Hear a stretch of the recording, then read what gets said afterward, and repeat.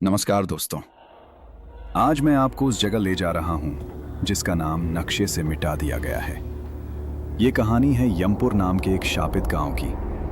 साल 1954 की वो सर्द रात, जब इस गांव के 400 लोग अचानक गायब हो गए। न कोई चीख सुनाई दी, न कोई खून बहा। बस सुबह हुई तो गांव के हर घर का दरवाजा खुला था। चूल्हों पर अधपकी रोटियां पड़ी थीं, लेकिन एक भी इंसान वहां नहीं था। ऐसा लग रहा था जैसे पूरी की पूरी बस्ती को जमीन निगल गई हो या आसमान खा गया हो। अब सोचिए, 400 लोग एक साथ कहां जा सकते हैं? पुलिस आई, फौज आई, हफ्तों तक तलाशी चली, लेकिन एक सुराग नहीं मिला। लोग कहते हैं कि उस रात गांव के पास वाले जंगल में एक अजीब सा पीला धुआं देखा गया था। गांव की एक 90 साल की बुढ़िया, जो उस वक्त जवान थी, आज भी जिंदा है। वो कहती है कि उस रात चांद का रंग सफेद नहीं, बल्कि खून जैसा लाल था। रात के ठीक 2 बजे गांव के पुराने मंदिर का घंटा अपने आप बजने लगा। वो आवाज ऐसी थी जैसे कोई लोहे को पत्थर से पीट रहा हो। उसने खिड़की से झांक कर देखा तो उसकी रूह कांप गई। गांव के लोग एक लाइन में लगकर अपनी आंखें मूंदे बिना कुछ बोले जंगल की तरफ जा रहे थे। उनके पैर जमीन पर नहीं पड़ रहे थे, वो हवा में तैर रहे थे। उसने अपने पति को रोकना चाहा, उसका हाथ पकड़ा, लेकिन उसका शरीर बर्फ जैसा ठंडा था। जैसे ही उसके पति ने मुड़कर देखा, उसकी आंखों का सफेद हिस्सा गायब था। पूरी आंखें कोयले जैसी काली थीं। वो कुछ नहीं बोला, बस अपनी पत्नी की तरफ देखकर एक ऐसी हंसी हंसा जो इंसानी नहीं थी। उसके बाद वो भी भीड़ में शामिल हो गया और कभी वापस नहीं आया। आज भी उस गांव के खंडहरों में अगर आप रात को रुकें तो आपको उन 400 लोगों के चलने की आवाज सुनाई देगी। सन्नाटे में ऐसा लगेगा जैसे सैकड़ों लोग एक साथ सांस ले रहे हों। गांव के बीचों बीच एक पुराना शिव मंदिर है। पैरानॉर्मल रिसर्चर्स जब वहां गए और उन्होंने मंदिर के नीचे का तहखाना खोला तो वहां की दीवारें इंसानी नाखूनों के निशानों से भरी पड़ी थीं। ऐसा लग रहा था जैसे सैकड़ों लोगों को वहां जिंदा दफन किया गया हो और वो बाहर निकलने के लिए पत्थर खुरच रहे हों। वहां रखे एक रिकॉर्डर में ऐसी आवाजें आईं जो आज भी रोंगटे खड़े कर देती हैं। एक भारी आवाज बार बार कह रही थी, हमें आजाद करो, हमें प्यास लगी है। एक तांत्रिक का कहना है कि उस गांव पर निशी का साया है। निशी वो शैतान है जो आपके सबसे प्यारे इंसान की आवाज में आपको पुकारता है। अगर आपने एक बार भी पीछे मुड़कर देख लिया तो आपकी आत्मा उसके कब्जे में चली जाती है। उस रात भी यही हुआ था। किसी ने किसी को पुकारा और फिर एक एक करके पूरा गांव उस शैतानी बुलावे के पीछे चला गया। आज भी वहां की हवा में एक अजीब सी सड़न है। अगर आप वहां के किसी पत्थर को छुएंगे तो आपको ऐसा महसूस होगा जैसे कोई गर्म खून उस पत्थर के अंदर दौड़ रहा है। वहां के लोग कहते हैं कि अमावस्या की रात को आज भी वो 400 लोग गांव की गलियों में दिखाई देते हैं। वो अपने घरों के बाहर खड़े रहते हैं, इंतजार करते हैं कि कोई अनजाना मुसाफिर वहां आए और वो उसे भी अपने साथ उस अंधेरी दुनिया में ले जाएं जहां से कोई वापस नहीं आता। वहां के पेड़ों पर उल्लू नहीं बैठते, कुत्ते वहां जाने से पहले ही रोने लगते हैं। अगर आपकी हिम्मत है तो कभी उस वीरान गांव की सरहद पर जाकर खड़े होना।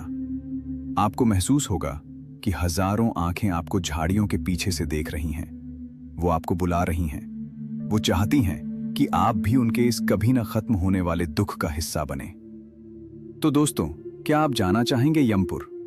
क्या आपको लगता है कि वो लोग आज भी वहां जिंदा हैं या वो रूहें बन चुके हैं?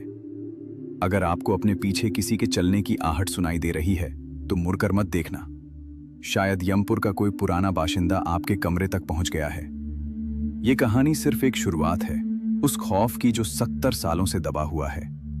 अब सोचिए, अगर वो 400 लोग वापस आ गए तो वो क्या करेंगे? वो खून मांगेंगे या अपनी खोई हुई जिंदगी? यमपुर का दरवाजा खुल चुका है और अब वहां से जो निकलेगा उसे दुनिया का कोई विज्ञान नहीं रोक पाएगा। दिल्ली का संजय वन, 10 किलोमीटर में फैला ये घना जंगल दिन में जितना शांत दिखता है, सूरज ढलते ही उतना ही खौफनाक हो जाता है।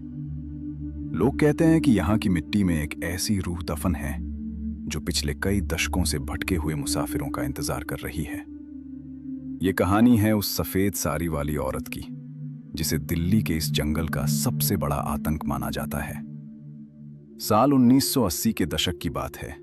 एक जवान औरत ने इसी जंगल के एक पुराने बरगद के पेड़ से लटक कर अपनी जान दे दी थी। वजह क्या थी, ये कोई नहीं जानता, लेकिन उसकी मौत के बाद से ही संजय वन की फिजाओं में एक भारीपन छा गया।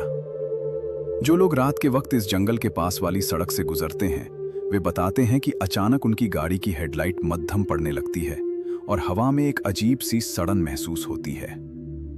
दोस्तों, संजय वन की इस रोंगटे खड़े कर देने वाली हकीकत को आगे बढ़ाने से पहले, अगर आप ऐसी ही और सच्ची और डरावनी कहानियां सुनना चाहते हैं तो द रवि सिंह शो को अभी सब्सक्राइब कर लें और बेल आइकन दबा दें ताकि कोई भी खौफनाक अपडेट आपसे छूट ना जाए। एक चश्मदीद जो पेशे से टैक्सी ड्राइवर है, उसने बताया कि एक रात करीब 2 बजे वो इस रास्ते से गुजर रहा था।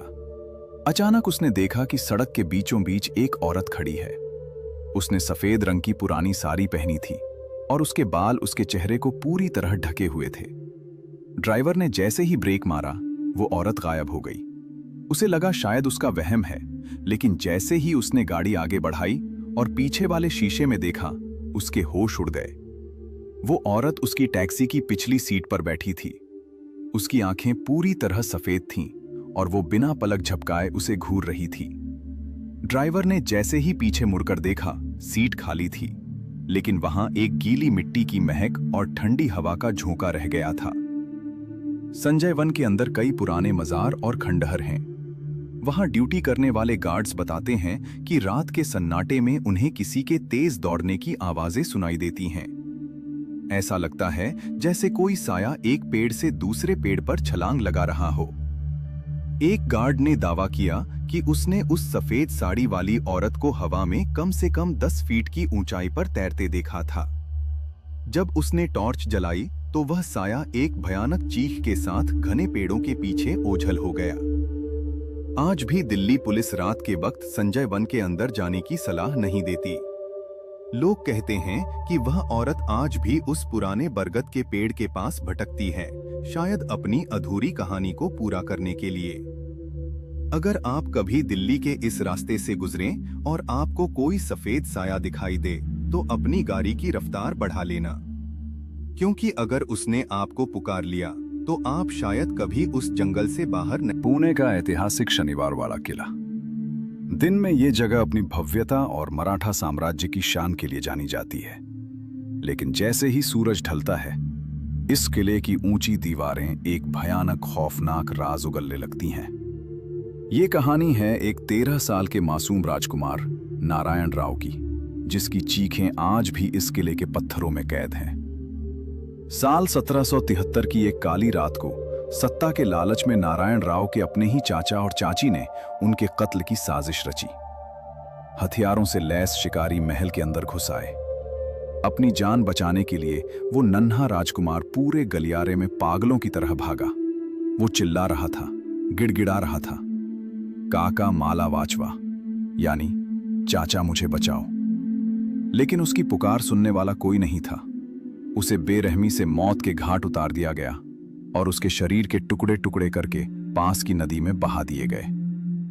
दोस्तों, शनिवार वाड़ा की इस रोंगटे खड़े कर देने वाली हकीकत को आगे बढ़ाने से पहले, अगर आप ऐसी ही और सच्ची और डरावनी कहानियां सुनना चाहते हैं तो द रवि सिंह शो को अभी सब्सक्राइब कर लें और बेल आइकन दबा दें ताकि कोई भी खौफनाक अपडेट आपसे छूट ना जाए।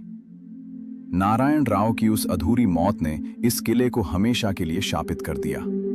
आज भी अमावस्या की रात को, जब पूरा पुणे शहर सो जाता है, शनिवार वाड़ा के सन्नाटे में एक बच्चे की कराहने और भागने की आवाजें सुनाई देती हैं।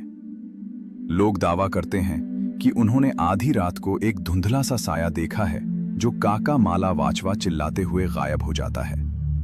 वहां ड्यूटी करने वाले गार्ड्स बताते हैं कि रात के 2 बजे के बाद किले का तापमान अचानक गिर जाता है और हवा में एक ऐसी भारीपन महसूस होती है जैसे कोई आपके बिल्कुल पीछे खड़ा होकर रो रहा हो। एक बार एक टूरिस्ट ग्रुप ने वहां रात बिताने की कोशिश की थी। उन्होंने बताया कि जैसे ही उन्होंने उस हिस्से में कदम रखा जहां हत्या हुई थी, उनके कैमरे अपने आप बंद हो गए और उन्हें ऐसा महसूस हुआ जैसे कोई छोटा बच्चा उनका हाथ पकड़कर उन्हें बाहर की तरफ खींच रहा है। वहां की दीवारों पर आज भी कुछ ऐसे निशान हैं जिन्हें कितना भी पेंट किया जाए वो फिर से उभर आते हैं, जैसे वो खून के धब्बे आज भी ताजा हों। आज भी शनिवार वाड़ा के मुख्य दरवाजे शाम के बाद बंद कर दिए जाते हैं। स्थानीय लोग कहते हैं कि नारायण राव की आत्मा आज भी इंसाफ मांग रही है। अगर आप कभी इस किले के पास से गुजरें और आपको कोई बच्चा पुकारे तो रुकना मत, क्योंकि वो आवाज उस मासूम की हो सकती है जो 250 सालों से उस काल कोठरी में तड़प रहा है।